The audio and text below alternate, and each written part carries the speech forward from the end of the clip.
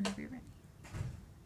In 2013, President Obama put the visa policy at the top of his agenda in San Francisco, Chinatown.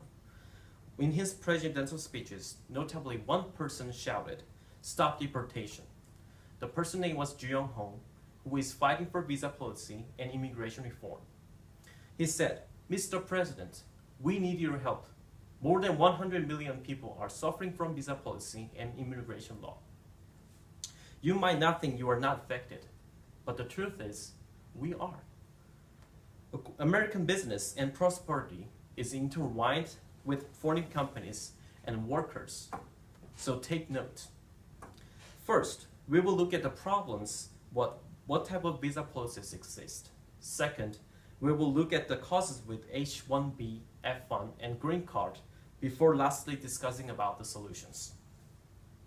Let's look at the definitions of visa policy. According to Department of State Bureau of Consular Affairs, updated in January 2015, visa is a citizen of a foreign country who seeks to enter in the United States must obtain a visa in their passport. Even though this qualifies foreigners to enter the United States and work, however, there are several problems.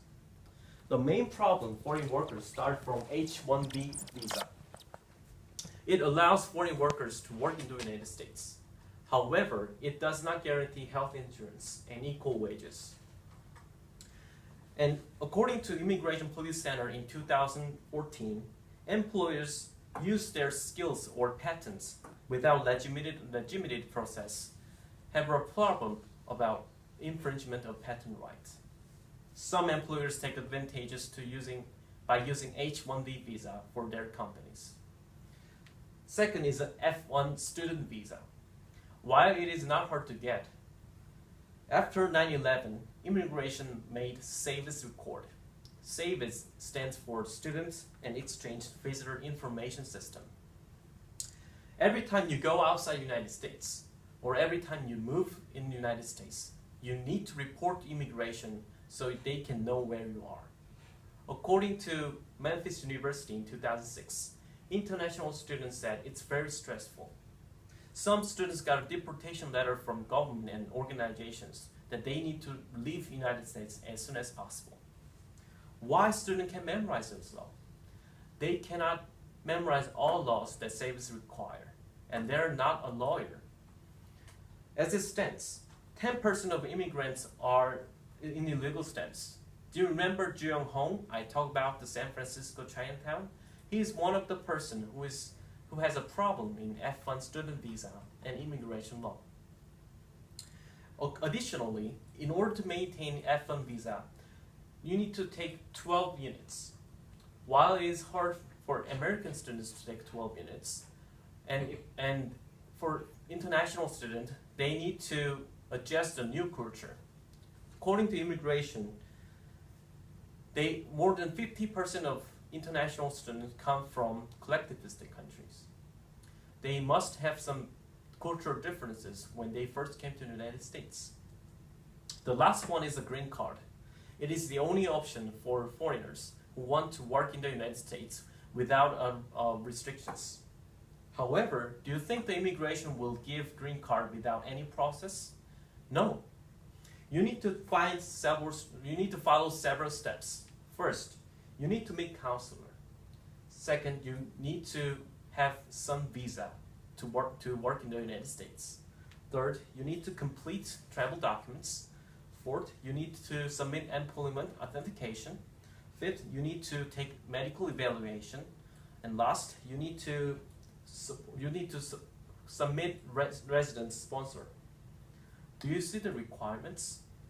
If you want to get a sponsor, you need to prove a document that you are a qualified resident and you can work in the United States. However, in these states, sponsors are not giving money easily to foreign workers. According to U.S. Citizen Immigration Services 2012, it takes 180 days to obtain green card. It also takes 10 years to get a permanent citizenship. And they found that it depends on the personal situation. Some people will take 20 years to get a permanent citizenship. Now that you have a little more understanding about the problems with these policies, so let's look at the government act, what caused the visa policy. First is the China's Execution Act in 1982. According to James Bradley in 2009, immigration put restrictions to Chinese workers to not work in technology area.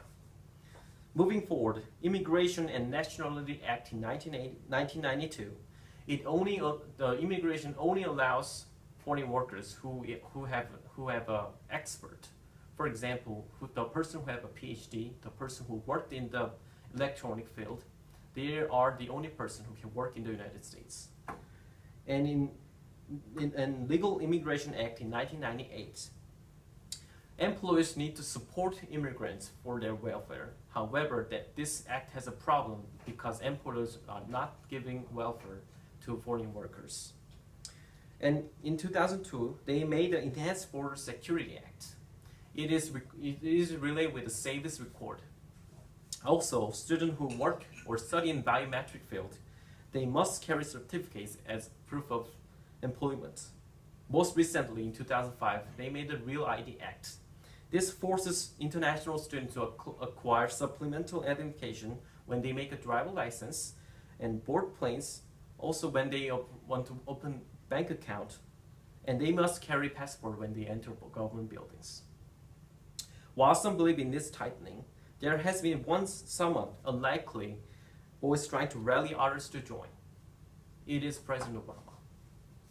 Let me recall speeches in San Francisco, Chinatown. Several members shouted, "Stop deportation." Leading this charge was Zhu Yonghong. President Obama agreed. However, he says it is not something that he can do alone. He says it requires lobbying, and he cannot violate law. And he needs to talk with the legislation to reform Immigration Act. And he said it's a process of democracy. Is it a political move?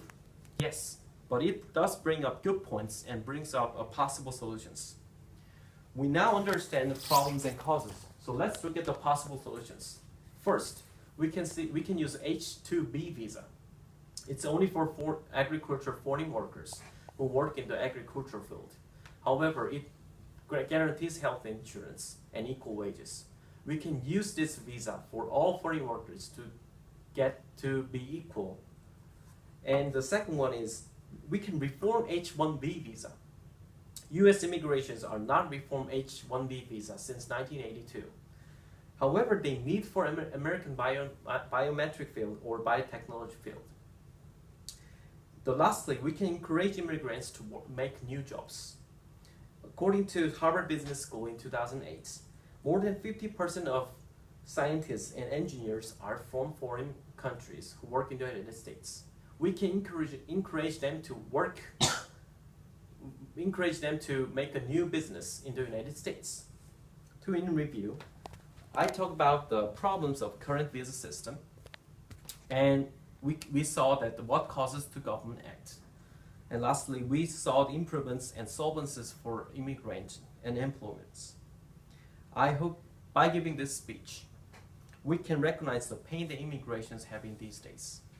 Next time, when you hear about immigrants, no, you shouldn't be scared.